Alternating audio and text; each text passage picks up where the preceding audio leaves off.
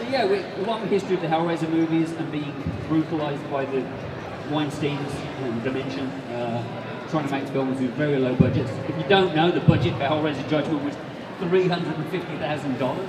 It was $400 until 2 weeks before when they told me I had to give Clive Barker $50,000 to be able to use the name Hellraiser. So that was a kick in the teeth. We had less than 3 weeks to shoot the film in Oklahoma, and they were great. We had a blast and did lots of cool, creepy stuff. If you saw the film and you liked it, you have to realise they were actually going to take out the whole audit scene. They didn't want the auditor in the film. They were like, lose all that and let's just have the detective story. So studios don't know what the hell they're doing half the time. They really don't. So very frustrating. But thank you to everyone who's been up to the tables and talked to us. I had a question actually. How many people here are involved with or have people involved with the military? Put your hands up. Anyone with military? Yeah, I know there's a lot of military. That's it. Yeah. So yeah. I want to say thank you for your service and thank you for being so welcoming to us. And everyone's been absolutely amazing. So it's been really cool to come here and have the hospitality of everybody. And on Sleepy Hollow, Chris Walken's first words to me, I said, Christopher walked in and I looked at him and he went, I know, my hair looks like a spaceship. Yeah, it's true. I was like, yeah. Funny story about Sleepy Hollow. Christopher, he was the horseman if you saw Sleepy Hollow. And we were told we have to make a mechanical horse for Christopher. And I was like, why? And they said, well, he's afraid of horses. And he was like, he's playing the Headless Horseman? And I was like, yeah, he's afraid of horses. And I was like, what? He's afraid of horses? Like, seriously? And I was like, yeah. So we built a mechanical horse for Christopher for him to sit on, and it would blow smoke, and he could do the whole, anything. Get it on set, and I'd got to know Christopher by now, and I was like, I'm going to ask him the question, like, why are you afraid of horses? Like, we have family raped by horses or something, what's the story? And he goes, I love horses. I've got 4 of my own. And I was like, so why did you build your mechanical horse? He's like, have you tried acting on a fucking horse? He's like, it's ridiculous. And we get on set, and he's sitting on his horse going, and all the other actors are going with their horse. He's like, see, that's why I made them make me a horse. So, smart guy, clever guy. Anyway, enough of that. First of all, I have to get this out. Please don't. Please don't get it out. No. Keep it in. I love your energy. Your energy is just... It's called cocaine. No, I don't take it. I just love the way it smells. Does anyone have it? This kid is like, what? So, the 3 of you actually were in Hellraiser Judgment. Yes. And you guys working really hard at bringing forth this movie into the world.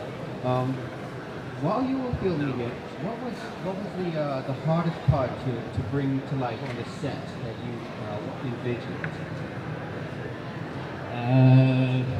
The hardest thing about that movie was just time constraint. Having so little time and trying to get so much done every day. It required just being really focused, and the fact that I'm like an idiot wearing a makeup as well. So I'm actually in makeup directing people as the auditor. That was kind of frustrating. So was the hardest part getting up early to come in and get your makeup on to actually start shooting? Cocaine helped. Oh, no, I'm joking. I'm not really a drug addict.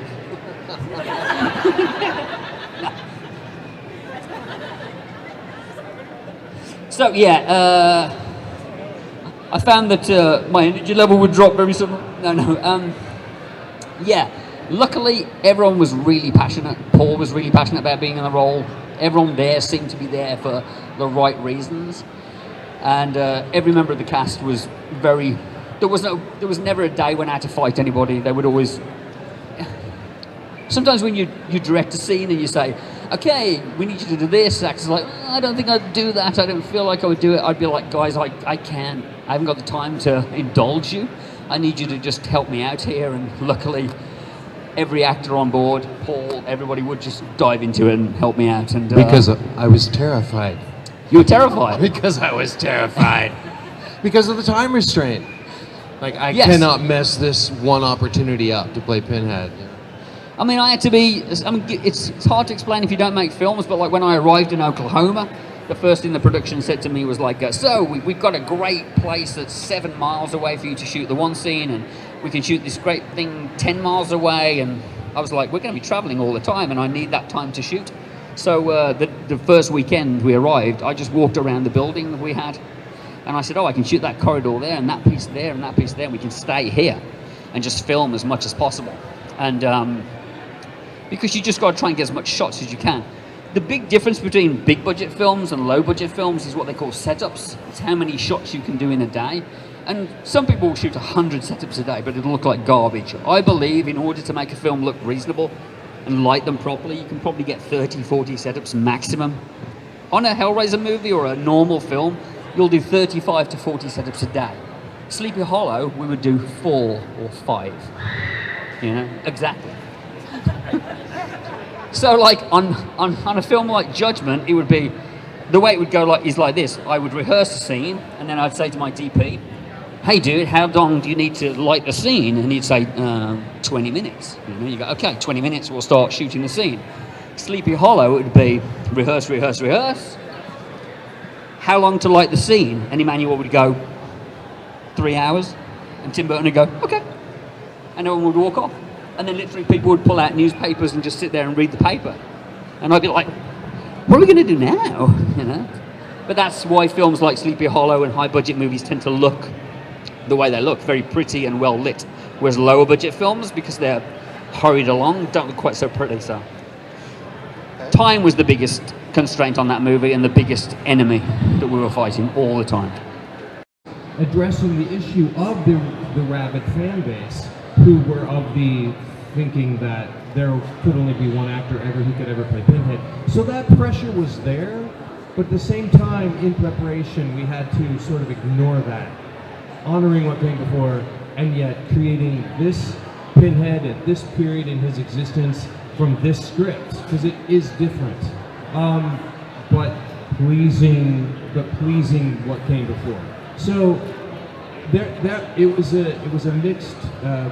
I guess it was just sort of a mixed thing, but it was just so wonderful. It was just so cool to be made into that monster by Hollywood professionals. I just sit there in the makeup chair, and it's like I'm being turned into this fabulous monster that I've loved for so many years. It was. I do have to tell you, when Paul did his casting tape, we actually didn't tell people it was for Pinhead. We had them read for the auditor. And Paul, on his casting tape, you know, I got to see all these submissions of actors reading lines, and Paul actually had a Hellraiser box in his hand, you know, on the thing. It was like, oh, he knows what it is, you know, he'd already figured it out. Yeah, because the first line in the sides was, Mr. Watson, come in, we have such sights to show you. And I'm like, whoa, I'm auditioning for the auditor, and this is going to be opposite Doug Bradley, and then blah, blah, blah, blah, blah. And that was my thinking at first. And then that's not what happened, and that's okay with me. But, yeah. And the funny thing was that the studio were very like, who's going to play Pinhead, who's going to play Pinhead, who's going to do this. And I knew the 2 roles to cast were the auditor and Pinhead. And studios are really funny about who you have to cast. You have to submit tapes to them and prove to them that they can do it. And we'd already sculpted the makeup for the auditor. I was like, I'm playing the auditor, no one else is playing that. You know. But they didn't know that. I hadn't told the studio. So I knew they weren't going to be focused on him, you know. So luckily we were like, look, Pinhead, Pinhead, Pinhead. And literally 2 days before the movie, the producer suddenly turned to me and went, who's playing the auditor? And I was like, I am. I'm like, really? So, you are? I was like, yeah. And they're like, okay. You know, I said, well, he's got glasses and a mask on. If I suck, then I'll just dub myself. And it's a lot of people's favorite character in the movie, Gary. Mine It's too. just many, and yours. It's very many, they're just like, we love the auditor, which is awesome. Well, I mean, you know, it's very arrogant to cast yourself in a movie and put yourself in there, but it was a lot of fun. We wrote all the love scenes out there, that's really important. Next time I'm going to add more sex scenes. This auditor guy has a lot of sex with girls in this film, I know, like, and does drugs all the time, I know, it's mad. Love playing that role. You just had to shorten the movie, so that had to be, write that out. But Paul was I knew physically Paul had a good look to play Pinhead, and obviously had the chops as an actor. So, and I knew, I'm not getting into the whole Doug Bradley debacle that went down between he and I online, which was pretty intense, and I felt very let down that my friend Doug didn't want to be in the film. But I wanted someone who's going to be enthusiastic and very excited to be in a role, and Paul was just that. He was so thrilled and literally turned up on the first day in the makeup, just like, yeah, I did it. You know. It was amazing. It was like, and in a way, in the career of an actor, it was easy. You know, after I decided that yes, I can get this role. I'll just make it the best audition of my life. That was a major thing in my head. But because at first I was like, there's no effing way I'm going to get this part. That lasted for about 3 minutes. I was like, what are you doing, Paul? What are you doing, defeating yourself like that?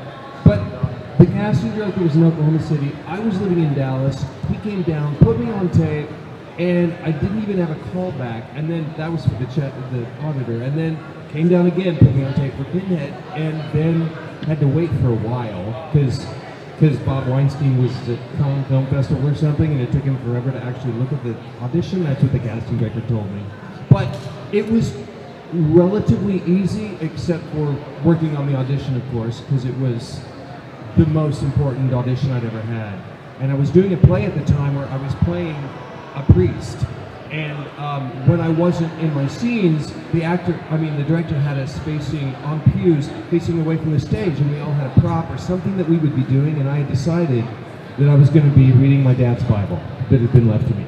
And so I put in all of Pinhead's lines. I typed them out real small, and so I studied Pinhead's lines while I was sitting there doing this play.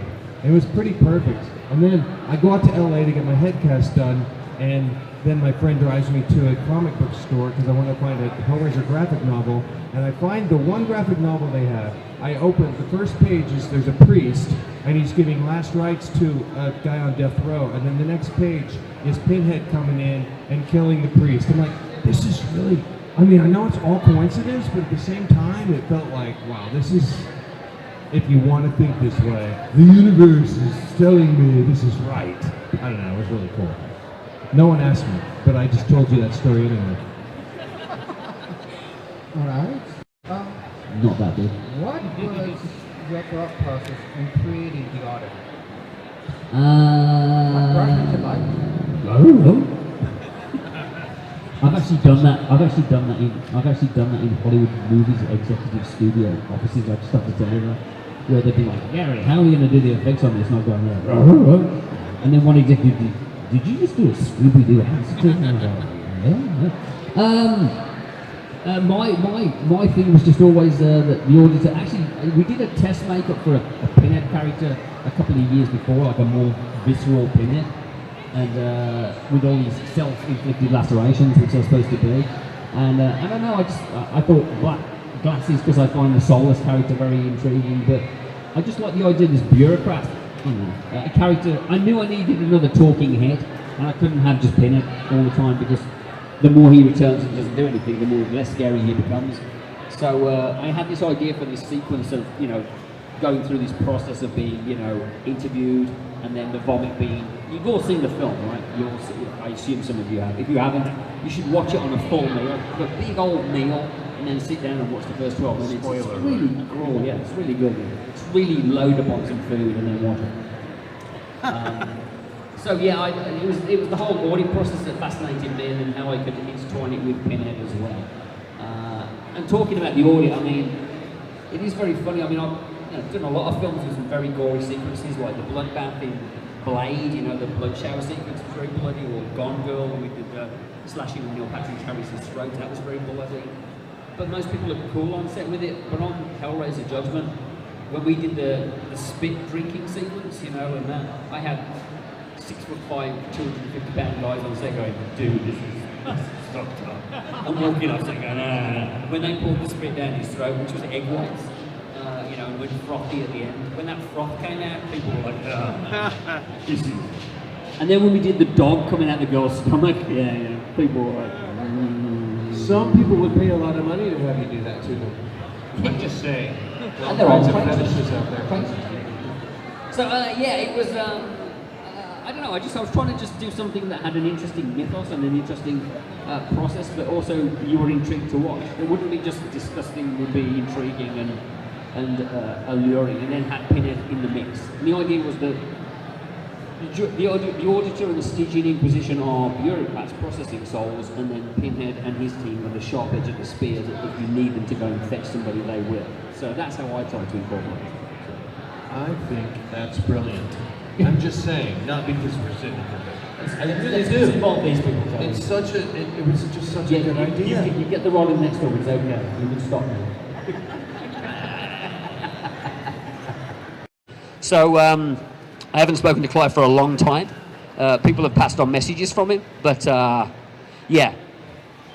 I remember coming home I was staying in a friend's apartment. I'd just moved to LA, and my friend went, "Clive Barker called for you." And I was like, "Really?" He's like, "You really know him, right?" And I was like, "Yeah." And he's like, "Yeah, he just called for you." It was like, "Hello, this is Clive. Is Gary there?" And he was blown away, so. Yes, and I do have a couple of pictures. He drew a couple of pictures for me one time. He would do scribbles for you if you asked. If you said, "Oh, can you do a scribble for me?" He'd go, "Yeah." And he would literally almost, he was one of those artists who does when he puts his pen down, he doesn't lift it up. And he'll talk to you while he's doing it. He'll be like, "So, what are you doing at the moment?" "That's cool." "Right, okay, fantastic." "Okay." There you go. You know. So yeah, sometimes they were awful. And sometimes they were very erotic. The only thing he ever gave me one time a video. I was on set and he walked up and he was like, "I have a video for you." And he gave me a video, and it was a thing called Salome, and it was him jumping up and down for about 2 minutes naked with an erection. And I was like, I went to his studio one time, and the studio was next door to his house, and when you open the studio door, it was a full-size picture of Clive naked with an erection. And he said, "What do you think of that?" And I said, "You should make it, that should be three-dimensional, you could hang your coat on it." Or 2 coats. So yes, there you go. Lovely guy, fantastic love, and a great talent, and me too. That's one of the reasons I got into it, and still love his work, and I read it voraciously, and long may he reign.